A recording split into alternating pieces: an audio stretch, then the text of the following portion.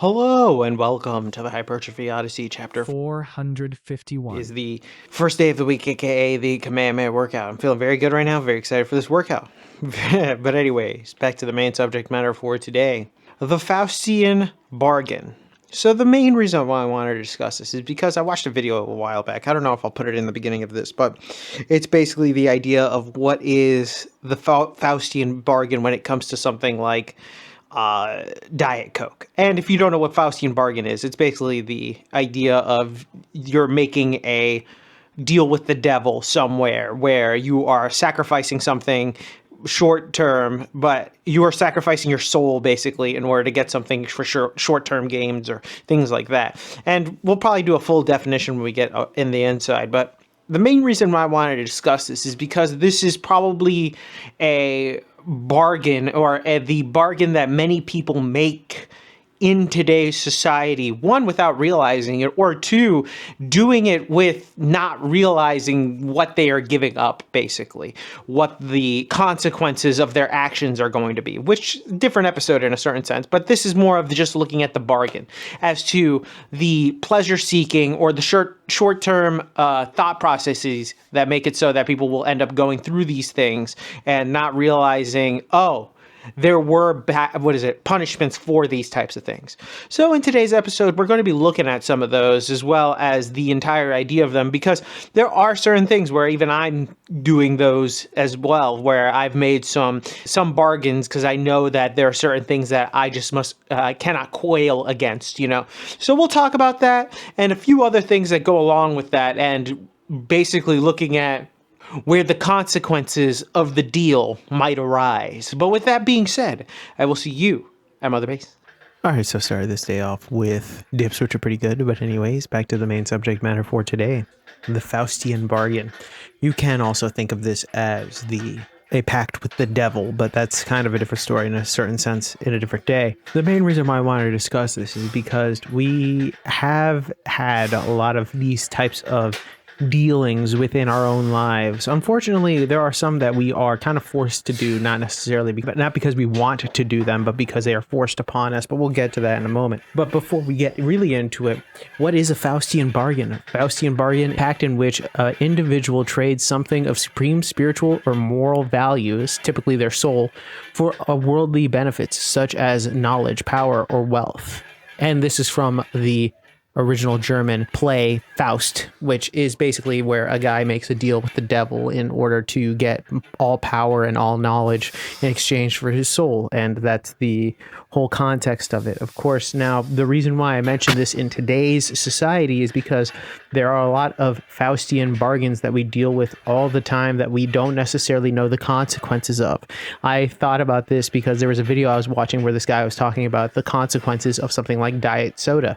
Now, obviously, he wasn't fear-mongering about it because of the sugars that they use and all this other stuff, but also at the same time, what is the downside? Like everything else has a downside, regardless of whether you like to think of it or not, but there should be something there. There's something that is a part of the dealings of no consequence something. There is always a consequence. And I think that that's the main point of the bargain. No matter what the thing that you do, regardless of whether you think whatever you're trading something. So that means something must be paid back somewhere, somehow. So that's why a lot of people, I think, kind of grip themselves into the idea that the sugar itself in diet soda is not good. And of course, they've done the studies where it shows a rat given like a bajillion percentage more than a human could possibly ever take would be, fucked over and get cancer. But even then, that's a little unrealistic. But then again, what is the issue? What is going to be the issue? And I think that that's a fair actual question to answer, because we even look at regular foods. Let's just say a diet, it was just a regular Coke. We understand the sugar contents, the amount of calories that one would consume from it, the caffeine, which is in both versions, but still depending on where you have it, it could be in combination with the sugar a little bit worse, as well as the teeth rotting aspect of it because of the citric acid within such a drink. Hell, the fact that you can use it to clean batteries should tell you anything at all about its strengths. process of cleaning. But the thing is that the main point is that we know the consequences of something like food like that, where we know that this is going to be bad for us in certain ways. You know, you look at certain things like good meats, like let's say red meat, good, it's great, but it can cause problems with the heart, you know, things like that. Eggs can cause possible raises in cholesterol, the bad one. So there are consequences to everything that we do. The consequences obviously can be mitigated by the amount of positives that there are. But regardless of what there is, regardless of the choice, regardless of what happens in society, the bigger the reward, the greater the sacrifice that's there. And I think that a lot of people don't realize that, especially when it comes to other aspects of life, like getting a job or becoming important in other places, or drugs or anything like that, where they end up going down these rabbit holes where they feel nothing but pleasures, don't realize the pain that will come 10 to 20 fold regardless of what the drug is, even as simple as something as a pain tolerance drug, let's say an ibuprofen, to all the way to the extremes of heroin. They only get it when they realize it's an extreme. So that's why even looking at it as something as simple as diet soda is somewhat important, because the question is, what am I sacrificing here? What is going on behind the scenes? Sure, a little bit of caffeine, sure, a little bit of citric acid, like those things, yeah, all right, that's already a regular part of it. Is that it though? Is that the only thing that is there? Because it seems as though that the deal is too good to be true. And I think that that's part of it too, is that when certain deals are too good to be true, where is the other shoe going to drop? Where is the more that this is too good to be true type of thing happen? And I think that alone, that paranoia, whilst it's somewhat unfounded, is somewhat of a, I would say, spiritualistic or just core belief that we should probably hold more account to than we do in regular life, because a lot of people will just ignore that idea and think that there are no consequences to whatever they do. And I know that seems kind of idiotic, but a lot of people don't like to think of the bigger sacrifices that will come along. You know, the entire idea that the shoe will drop, and when it drops, it's going to be some type of painful thing, because the higher you go, the harder the downfall is going to be. So it is interesting to think of it in other aspects of life, and how we've kind of normalized the idea that we will not feel the consequences of this until we don't know. And I think that now we are getting to the point where the quote unquote devil is coming into our society and asking, okay, where are we going? What's happening? What are we doing? And how are you paying me back now? When in reality, we never were the ones who did the bargain in the first place. And I think that that's the ultimate sacrifice. And that's kind of a generational thing, but that's part of what's happening, I feel like, in all parts, in all walks of society, where there is that knocking back of what's happening. You can look at something like even Ozempic as something that is, okay, what are the consequences? And people are slowly seeing certain consequences, such as losing bone mineral density and, you know, getting Ozempic face and having stomach issues, and all of a sudden just having a bunch of random problems that they wouldn't have had if they just dieted in the first place like a regular person. So, but that's the things that are ignored, because the positives are seen so positive that they can just sweep away the negatives in all types of stuff like that. It's just such an easy sweep away, but done by people who are possessed by devil-like beings, in order to make it so that the idea of what you're getting is so good that there's no way you can resist it. And just trying to think of that is probably the best way to go through life nowadays, particularly because you have to ask, what am I getting out of it? And what is the sacrifice that I'm going to have to give up, regardless of whether how small or large it is, because it is a genuine question, especially when things are only going to seem like they're getting better, but in reality, where are they taking their pound of flesh from you is the real question. And that's the thing. I feel like culturally speaking, we've been thrusted into what is essentially a bunch of Faustian bargains with society, and we don't even know it. And I think that a lot of people are hoodwinked into getting into these deals without ever really truly knowing. And we're back. Welcome to the workout debriefing. Exercises not filmed, none. Exercises skipped, also none. Got everything in, thankfully. But anyways, to the main subject matter. Back to the main subject matter for today. The Faustian Bargain. So the main reason why I wanted to discuss this is because this is something that I feel that most people understand. Hell, even I understand this. That even when enjoying something, let's say, delectable as a protein bar. I understand that this is only a sweet that will have some type of consequence sometime, sooner rather than later.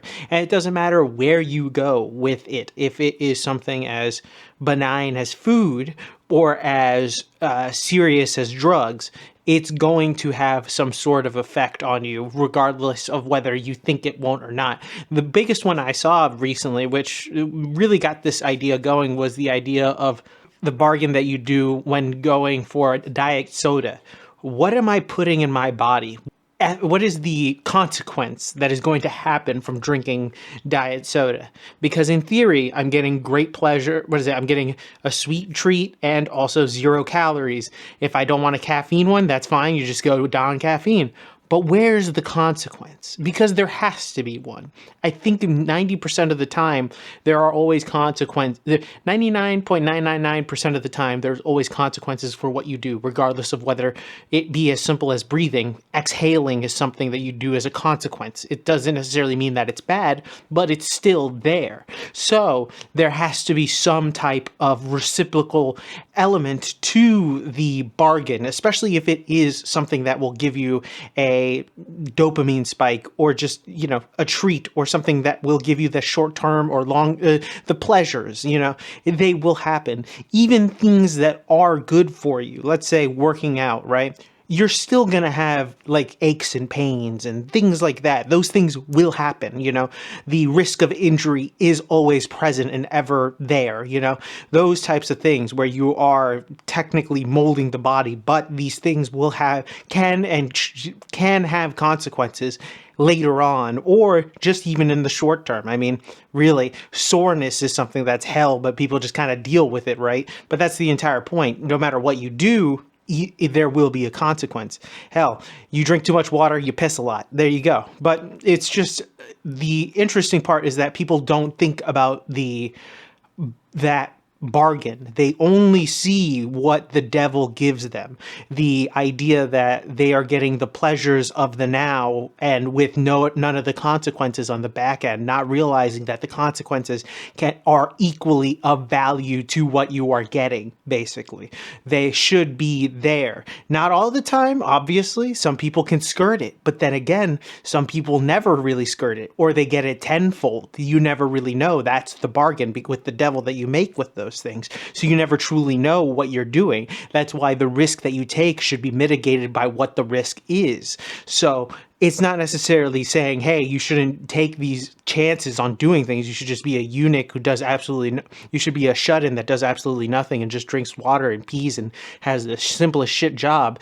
But then again, even when you're doing something like that, you can't even do that, because if you have a simplest job, you won't have enough to actually live on this earth. So you have to continue on. It's like the idea, even when you get paid more at a job, it's because you have more responsibilities and more risk and you make more money in that way. But then it's the never-ending cycle. You start doing too many responsibilities, then you become important in your job, and then you're like, oh shit, now there's a lot of stuff that balance on me now. So it's a lot of that thing. And it's not just, I think that responsibility, the idea that you are basically doing a dance with the devil, really, a bargaining with that, and not thinking that there are consequences to it, or just mitigating or pretending they are not going to be there, or pretending that they're not going to be at that bad, is the downfall of many people, because they want to get more out of life, not realizing, get all the pleasures without realizing that they're going to have to pay the piper for it. And when they do, they don't know, because the devil can take it at any point or any time.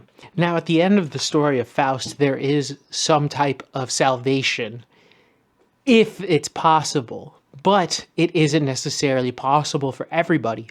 This is something that people don't really think about, where they don't know the future. You can't predict it. It's whatever you're willing to risk, but understanding the risk is 90% of it.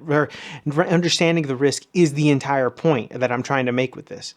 Understand that what you're doing, putting in your body, whatever it is, or whatever you're doing with your life, have some type of consequence on the other side. Even doing nothing is still a consequence of, it has a consequences.